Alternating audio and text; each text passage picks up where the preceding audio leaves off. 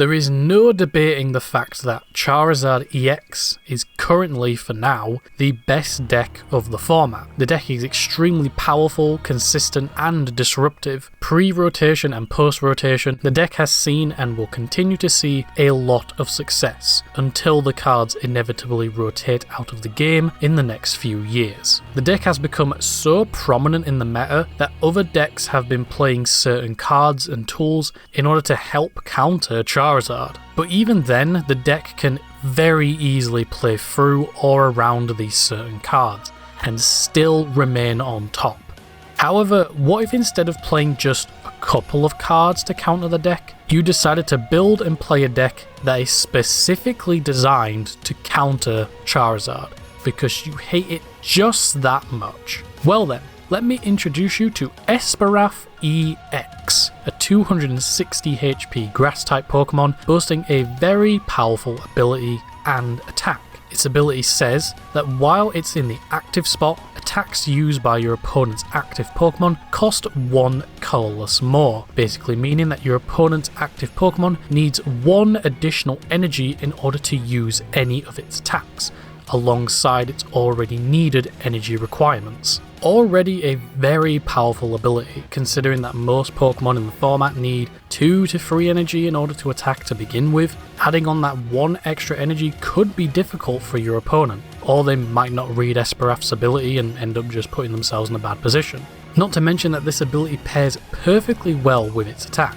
For a single psychic energy it does 30 damage, and then an additional 30 more damage for each energy attached to both active Pokemon. So just from your energy, the attack does 60 damage, but then add on your opponent's energy and now you're looking at 150 to 180 damage. Because of its ability, your opponent's attacks cost an extra energy, meaning that you are getting an additional boost to your damage. However, 180 doesn't sound all too high, considering most EX and V Pokemon have around 220 HP for basics, and then roughly 260 to 330 HP for evolutions. But as I said earlier, this deck is built to counter Charizard, and Charizard is weak to grass Pokemon, so that 150 to 180 damage now turns into 300 to 360 damage. Plus the deck can also make use of certain pieces of psychic support that let you attach extra energy to your own Pokemon and draw you cards at the same time. That card being Xatu from Paradox Rift. Its ability lets you attach a psychic energy from your hand to a benched Pokemon and then draw 2 cards, giving the deck some added consistency and draw power while also letting you power up your Pokemon on the bench before moving them into the active. The deck even plays Cleffa, which for the cost of 0 energy lets you draw until you have 7 cards in hand. Plus it has free retreat, so it's a good pivot option if one of your Pokemon was KO'd the previous turn. A few lists have also been playing different stun techs, Spiritomb to shut off basic Pokemon V abilities, as well as Flutter Mane to shut off any active Pokemon abilities. Deck lists have also been making use of powerful tool and stadium cards such as Rigid Band, which reduces the damage your stage 1 Pokemon take by 30, and Pokemon League Headquarters, which has a similar effect to Espathra, but only affects basic Pokemon, which can help in matchups that aren't against Charizard or evolution decks, since now your opponent will need 2 extra energy in order to attack, as long as the stadium is in play and Espathra is in the active spot. But that begs the question, since this deck is mainly built to counter Charizard, what if you don't play against Charizard?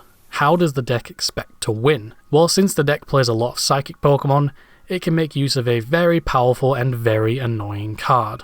You love him, you hate him, Banette EX. Everlasting Darkness for 1 psychic energy does 30 damage, and then your opponent cannot play any item cards from their hand the next turn. And given that item cards are very powerful, important, and are sometimes needed for certain decks to even function, you are pretty much locked out of playing the game unless you can find a way to KO this Pokemon. Combine this card with Radiant Alakazam, which can move 2 damage counters from an opponent's Pokemon to another. It creates a very slow game of, can you draw the out? Because if not, then you have pretty much lost the game. This deck, while it hasn't won or topped any events so far, is still doing pretty well and is seeing decent representation. The highest this deck has achieved so far is 20th place in the Sao Paulo Regional, so this deck is definitely doing its job, but players are finding ways to play around and counter this counter strategy. Not to mention that since the deck is mainly built to compete against a specific deck, it may struggle with certain matchups.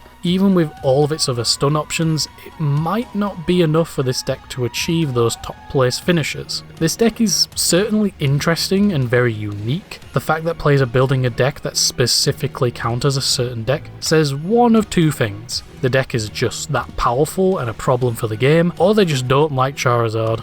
I'm interested to see how long this deck will stick around, and if any new support we receive in future sets will increase the deck's power and give it that first place finish, as long as Charizard or Darkness type decks in general remain in the format.